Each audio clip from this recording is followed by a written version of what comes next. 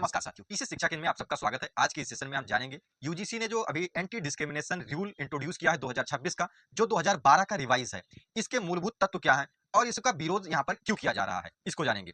तो हम सबसे पहले बात कर लेते हैं कि विरोध का कारण क्या है। विरोध का कारण यह है कि यूजीसी के द्वारा यहाँ पर जो 2012 का कानून था उसमें ओबीसी क्लास नहीं था शामिल, तो ओबीसी वाला नहीं शामिल था, उसको इंट्रोड्यूस किया गया। चलो ये तो ठीक है, लेकिन उसको इंट्रोड्यूस करने के साथ साथ यहाँ पर एक प्रावधान ये था कि फेक या फिर फॉल्स कंप्लेंट होती है उसमें, तो फॉल्स कंप्लेंट को यहाँ पर जो भी अपर क्लास के या फिर सवर्ण क्लास के जो होते थे उनके पास ये इम्यूनिटी होती थी कि यदि फॉल्स कंप्लेंट है तो उसके खिलाफ वो एक्शन ले सकते थे, उनके पास ये हथियार होता था। फिर एक्शन के माध्यम से यदि कंप्लेंट फॉल्स आती है तो उसके आधार पर जो कंप्लेंट करता रहता है उसको भी यहाँ पर सजा या फिर कुछ भी प्रावधान था। लेकिन अब उस प्रावधान को हटा देने से क्या हुआ है, अब ये काले कानून के रूप में यहाँ पर इंट्रोड्यूस हुआ। काला कानून इसलिए कहना उचित लग रहा है क्योंकि यहाँ पर किसी के खिलाफ यहाँ पर एक वर्ग को इम्यूनिटी दी जा रही है। क्या है, एक वर्ग को यहाँ पर एक वर्ग के खिलाफ इम्यूनिटी दी जा रही है, मतलब सवर्ण के खिलाफ यहाँ पर ओबीसी एसटी और एसटी समाज से जो आते हैं यहाँ पर, चाहे वो महिला हो चाहे वो पुरुष हो, जो भी यहाँ पर जो एग्जामिन कमेटी बनेगी, यहाँ पर प्रत्येक कॉलेजों के लिए अनिवार्य किया गया है कि एग्जामिन कमेटी बनेगी वहां पर, तो उसमें क्या है, ओबीसी से शामिल होंगे, एससी से शामिल होंगे, एसटी से शामिल होंगे। वहां पर क्या होगा कि इन वर्ग से तो शामिल होंगे लेकिन उसमें कोई सवर्ण क्लास का उस एग्जामिन कमेटी में नहीं होगा कि डिस्क्रिमिनेशन हुआ है इस कैंपस में कि नहीं हुआ है।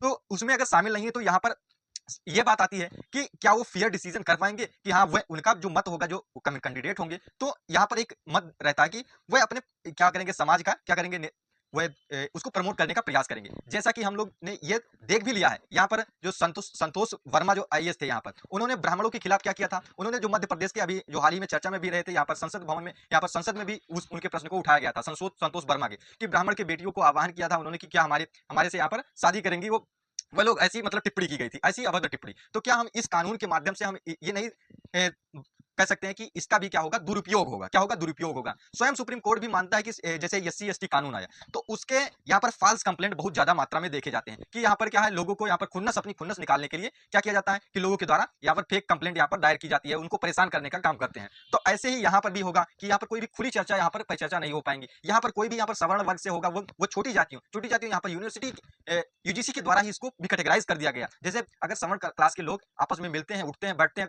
उसमें क्या करते हैं, जैसे सवर्ण वाले बच्चे भी होते हैं, निम्न वाले भी बच्चे होते हैं, दोनों आपस में दोस्ती करते हैं। लेकिन यहाँ पर यूजीसी के द्वारा ये किया जा रहा है कि उनके बीच की जो खाई थी, फिर से वहां पर खाई को खाई बनाने का प्रयास किया जा रहा है, उसमें मिट्टी डालने या फिर उस गैप को भरने का काम नहीं किया जा रहा है। ये यूजीसी के द्वारा फिर से खाई बनाने का काम किया जा रहा है, जिसको सरकार को संज्ञान में लेना चाहिए और फिर से यहाँ पर क्या करना चाहिए, इसको रिफॉर्म करना चाहिए। यहाँ पर उनको भी इम्यूनिटी मिलनी चाहिए। कैंपस किसके लिए होता है, कैंपस यहाँ पर डिस्क्रिमिनेशन के लिए नहीं होता है, कैंपस रिसर्च इनोवेशन इन सब के लिए बना है। यहाँ पर कैंपस में डिस्क्रिमिनेशन होता है, उसके लिए कानून लाया जाना चाहिए, हम भी उसका विरोध नहीं करते हैं, लेकिन उसके लिए एक तरफा कानून की आवश्यकता नहीं थी। क्या एक तरफा कानून की आवश्यकता नहीं थी। एक तरफा कानून क्या है, ये भारत के जो यहाँ पर ह्यूमन रिसोर्स है उसको क्या करेगा, कम करेगा। इस आधार पर हम कह सकते हैं कि ये कानून को वापस करना चाहिए या फिर इसमें रिफॉर्म होना चाहिए। रिफॉर्म इस तरीके से होना चाहिए जैसे कि इसमें या इसमें जो रिव्यू कमेटी बने उसमें सभी वर्गों का प्रतिनिधित्व होना चाहिए। क्या होना चाहिए, सभी वर्गों का प्रतिनिधित्व हो, तभी फेयर एंड यहाँ पर क्या होगा, फेयर रिव्यू हो पाएगा।